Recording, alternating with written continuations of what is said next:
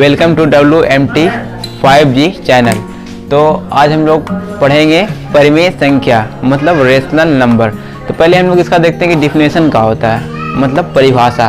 तो पहले हम लोग देखते हैं यहाँ पर जो लिखा हुआ है, वे सभी संख्याएं जो P/Q के रूप में हो। किसके रूप में?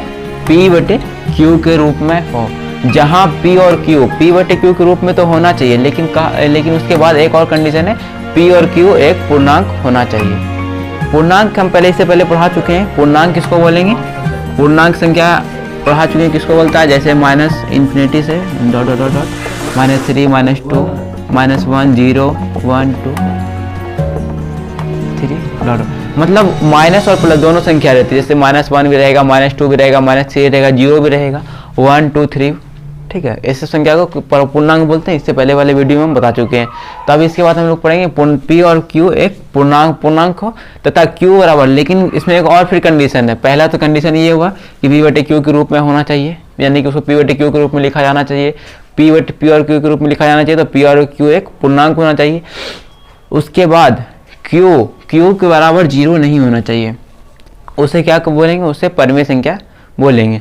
तो उसको क्या बोलेंगे? परिमेय संख्या बोलेंगे। जैसे हम एग्जांपल लिखे हैं 2/3 एग्जांपल है ना, यहाँ पे फर्स्ट एग्जांपल 2/3 है, -5/2 है, ठीक है।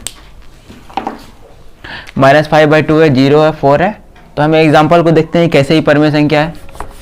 जैसे कि 2/3 है पहला एग्जांपल, तो किसके? P/Q के रूप में लिखना है। P/Q के रूप में लिखा हुआ है, P/Q के जैसे P/Q के रूप में लिखा हुआ है।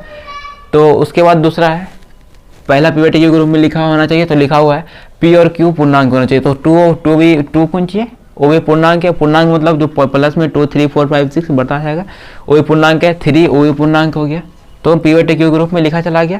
और तीसरा यहाँ तक P/Q के रूप में लिखा में होना चाहिए। उसके बाद है P और Q पूर्ण संख्या होना चाहिए, पूर्णांक संख्या होना चाहिए, तथा Q बराबर 0 नहीं होना चाहिए। यहाँ देखेंगे Q बराबर इस P बराबर हो गया, Q बराबर कितना है? 3 है, 0 के बराबर है।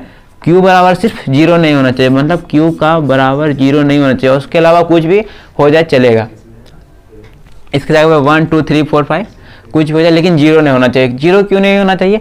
जैसे भी अगर जब मान लीजिए ये 1 है, उसके नीचे में 0 हो गया, मान लीजिए P/Q के रूप में ऐसा लिखा हुआ है, तो Q बराबर 0 काहे नहीं होना चाहिए? क्यों नहीं होना चाहिए, इस बात को हम समझेंगे। तो अगर Q का मान 0 हो जाएगा, तो किसी भी संख्या के नीचे में, जैसे 2 के नीचे में अगर 0 दे दें, तो उसका मान इन्फिनिटी हो जाता है। इन्फिनिटी मतलब अनंत। इसका मान कभी भी हम लोग नहीं निकाल पाएंगे। इसलिए वजह से 0 का नहीं होना चाहिए, Q का मान 0 नहीं होना चाहिए। उसके बाद दूसरा एग्जाम्पल हम लोग लिए -5/2 -5/2 इसको P/Q के रूप में लिख सकते हैं। P/Q के रूप का है, P बराबर -5 है, तो -5 यहाँ पे पूर्णांक होना चाहिए। पहला तो P/Q के रूप में लिखे हैं, यहाँ पे हो गया। यहाँ तक एक कंडीशन हो गया। इसमें 3 कंडीशन है। P/Q के रूप में लिखा होना चाहिए, P और Q पूर्णांक होना चाहिए, और Q बराबर 0 नहीं होना चाहिए। तो पहला तो हो गया P/Q के रूप में है। दूसरा कंडीशन P और Q पूर्णांक होना चाहिए। तो माइनस हम बता चुके हैं कि इन्फिनिटी से लेकर इन्फिनिटी, मतलब जैसे हम लोग लिखते हैं, कैसे लिखते हैं? 0 1 2 इधर बढ़ते इन्फिनिटी, यहाँ तक लिख सकते हैं 2 3 4 5 100 200 300 400 1000 2000 ऐसे भी लिख सकते हैं।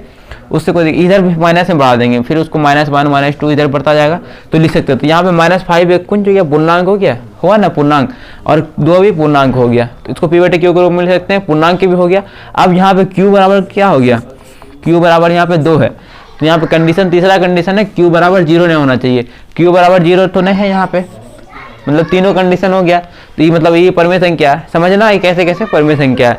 एग्जाम्पल समझने के बाद खुद ब खुद समझ में आ जाएगी, देखने के बाद समझ में आ जाएगी कौन परिमेय संख्या है, कौन अपरिमेय संख्या है।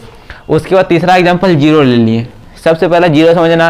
कितने बच्चों को ये डाउट होता है कि 0 क्या है? जैसे हम लोग लिख दें यहाँ पे Q बराबर 0 नहीं होना चाहिए, तो Q बराबर 0 नहीं है, फिर भी एक परिमेय संख्या है। अपरिमेय संख्या, यहाँ पे कन्फ्यूजन होता है। तो ये कन्फ्यूजन को हम लोग दूर करेंगे। तो ये मतलब 0 है, इसके नीचे में कुछ नहीं तो 1 है, इसको भी P/Q के रूप में लिख सकते हैं। तो यहाँ P बराबर 0 हो गया, Q बराबर कितना हो गया? 1 हो गया। यहाँ पे पहला कंडीशन P/Q के रूप में लिख दिया है, 0 के नीचे में 1 हो गया। जैसे कोई भी संख्या जैसे 0/3 लिखें, इसका मान कितना होगा? 0 होगा। जैसे 0/4 लिख दें, इसका मान भी 0 होगा। तो जैसे 0/1 हो गया, 0 नहीं है तो उसके नीचे में 1 है, ठीक है, तो इसको p/q के रूप में ले सकते हैं ना। तो यहाँ p का मान 0 हो गया, q का मान 1 हो गया। 0 भी एक पूर्णांक संख्या है और 1 भी एक पूर्णांक संख्या है, दोनों हो गए। दूसरा रूल फॉलो हो गया, मतलब p और q पूर्णांक होना चाहिए, वो पूर्णांक हो गया। अब तीसरा देखते हैं, q बराबर 0 नहीं होना चाहिए। तो यहाँ पे क्या दिए, q 0/1 दिए, तो q p बराबर 0 हो गया, q बराबर 1 हो गया। p बराबर 0 हो गया लेकिन q बराबर 1 है, तो यहाँ पे हम लोग को देखना क्या, q बराबर 0 नहीं होना चाहिए। q बराबर क्या है, 1 है, तो मतलब ये भी एक परिमेय संख्या हो गया। उसके बाद पॉइंट में देखते हैं, पॉइंट में जब हम ले एग्जाम्पल, उसके बाद 2.5 एक कैसे है, इसके नीचे में कुछ नहीं, तो इस संख्या के नीचे में 1 है। हम लोग जानते हैं कि जैसे कि एक आदमी के शरीर में आत्मा होता है जिसको दिखता नहीं है, उसी तरीका से 1 सब में छुपा रहता है, गुना में छुपा रहता है, भाग में छुपा रहता है, 2 चीज़ में छुपा रहता है, आत्मा की तरह एकदम। जैसे आदमी के अंदर आत्मा रहता है, दिखता नहीं है, उसी तरीका से जैसे 2.5 है, इसके नीचे में कुछ नहीं तो 1 है, ठीक है। समझने के लिए है रहता है, लेकिन हम लोग देखते नहीं उसको। इसको गुना में जैसे 2.5 है, इसको गुना करेंगे 1 से, क्या है कि इसको गुना करने के बाद इसमें कोई फर्क नहीं पड़ेगा। जैसे 2.5 को गुना करेंगे 1 से तो 2.5 होगा, इसी वजह से ये होता है। जैसे हम यहाँ पे करें 2.5, इसके नीचे में 1 है, तो अब इसको p/q के रूप में लिखना है, तो p/q के रूप में लिख दिए। यहाँ पे p/q के रूप का हो गया। दूसरा, p और q पूर्णांक होना चाहिए, p और q पूर्णांक होना चाहिए, पहुँच कीजिए ना बेटियों, ठीक है। तो इसको p/q के रूप में लिख लिए, p/q के रूप में लिख दिए, पूर्णांक है, और q बराबर 1 हो गया ना, q बराबर 1। सिर्फ q बराबर हमको ध्यान रखना है, q बराबर 0 नहीं हो। q बराबर जितना भी संख्या 0 नहीं हो, वो सब संख्या चाहे सम हो, विषम हो, इवेन हो, ऑड हो, या कुछ भी हो, जैसे पूर्णांक हो या उसके बाद वास्तविक संख्या हो, सब संख्या परिमेय संख्या होती है, सिर्फ उसके नीचे में 0 नहीं होना चाहिए, ठीक है। उसके बाद एक ई दिए हैं, यहाँ पे एक एग्जांपल जो लिए, ये वाला एग्जांपल समझना बहुत ज़रूरी है। बहुत सारा बच्चा इसको जैसे देखेगा कि 3.1 3.33 डॉट डॉट डॉट इस तरह का संख्या रहेगा, उसको क्या कर देगा, जैसे 3.333 डॉट डॉट डॉट दिया हुआ, इसको देखेगा कि तुरंत बोलेगा कि वो परिमेय संख्या। कैसे देखेगा भी नहीं, देखेगा समझा हुआ नहीं, लेकिन फिर भी उसको पता है कि वो परिमेय संख्या, लेकिन ये परिमेय संख्या होती है। कैसे, ध्यान देते हैं। जैसे कि एक सवाल आता था 3.39 क्लास में हम लोग पढ़े होंगे ये वाला सवाल, या नहीं पढ़े होंगे तो बताइएगा, तो हम लोग कमेंट में बताइएगा, तो हम इसको ही क्लियर कर देंगे। अगर पढ़े हैं तो ठीक है, नहीं पढ़ेंगे तो कमेंट में बताइएगा, इसको हम क्लियर करेंगे इस टॉपिक को। तो इस पर इस तरह का सवाल आता था, या इसी को हम ऐसे लिखते हैं 3 पे ये देते थे, डैश देते थे। इसका मतलब कुछ नहीं, जितना इसको 3 का मतलब यहाँ से लिख सकते हैं, पूरी कॉपी हम भर सकते हैं, उसका मतलब ये रुकेगा नहीं। जैसे कि कोई भी संख्या होती है उसको भाग करते जाएंगे, वही आता जाता है, तो इसको ऐसे लिख सकते हैं ना। इसको हम लोग 9 क्लास में पढ़े हैं, इसको p/q के रूप में, परिमेय संख्या के रूप में लिखने के लिए।